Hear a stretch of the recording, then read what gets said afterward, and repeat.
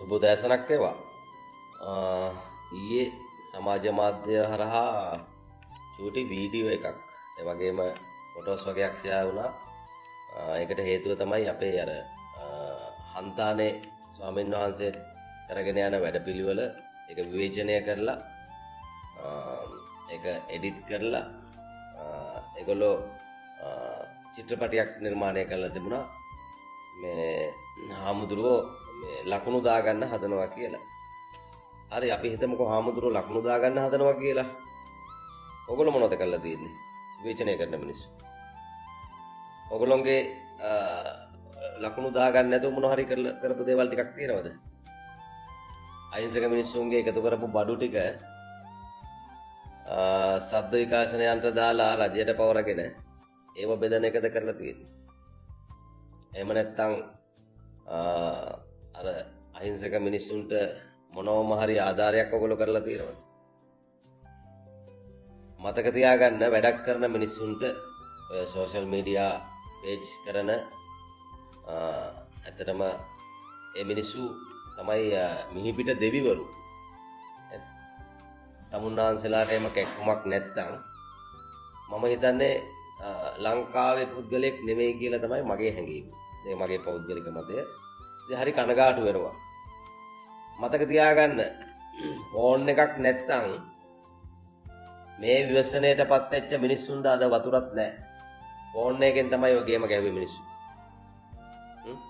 අර ත්‍රිපෝස ෆැමිලි එකේ මල්ලි ෆෝන් එකෙන් ගන්න පටන් ගත්තා. ඒක තමයි දැන් තියෙන මේ ප්‍රචාරක මේ ප්‍රචාරණයක් කරන්න පුළුවන් විදිය. මිනිස්සු දැනගන්න විදිය. මාධ්‍යයෙන් දෙන්නේ නැහැ. මාධ්‍යයෙන් කමිටු පවත්වලා ගැසට් කරලා පාර්ලිමේන්තුවේ 3න් 2ක් අරගෙන එනකොට පස්කන්ධ පහත් වෙලා ඉවරයි. ඉතින් ඒ ඉස්සෙල්ලා තමයි අර අපේ ත්‍රිපෝස ෆැමිලි එකේ මල්ලි ක්‍රියාත්මක වුණේ. ඊට පස්සේ අර අපේ ගාල්ලේ සහෝදරයෙක් ඒ වගේම ගාල්ලේ වැඩි පිරිසක් මං හිතන්නේ ගමක් පාසා බාණ්ඩ එකතු කරා. තමුසෙලාට කරන්න බැරි නම් කටවාගෙන ඉන්නවා. ඊළඟ බෙක්සිට් එකක් කරවගෙන නිදිය ගන්නවා. වැඩ කරන මිනිස්සුන්ට මේක කරන්න දීලා. මම ඒ පේජ් වලට රින්ගල බැලුවා බලනකොට මේ ඇත්තටම මේ කලවැද්ද වගේ. කිසිම જાතියක් ජම්මයක් නැති කලවැද්ද වගේ. තමුසෙලාට වැඩ කරන්න බැරි නම් තමුසෙලා පාඩුවේ ඉන්නවා. ඒ මිනිස්සු ෆොටෝ හරි ගන්න ඒ මිනිස්සුගේ ෆෝන් වලනේ ෆොටෝ ගහන්නේ. තමුසෙලා දාන්න එපා ලයික් එකක්. ඒ ලයික් නැතුණාට ඒ කරන කට්ටියට මිලියන ගණන් තියෙනවා views. මෝඩයෝ නෙමෙයිනේ දාලා තින්නේ. හොඳ දේවල් වලට මිනිස්සු දානවා. ලංකාවේ මෝඩයෝ නැහැ. ඒක නිසා විවේචනය කරන එක සම්පූර්ණයෙන්ම නවත්තලා මේක ඉවර නෑ වැඩේ. දැන් සුද්ධ පවිත්‍ර කරන්න තියෙනවා. ඒකටත් රැල්ලක් නිර්මාණය කරලා තියෙනවා.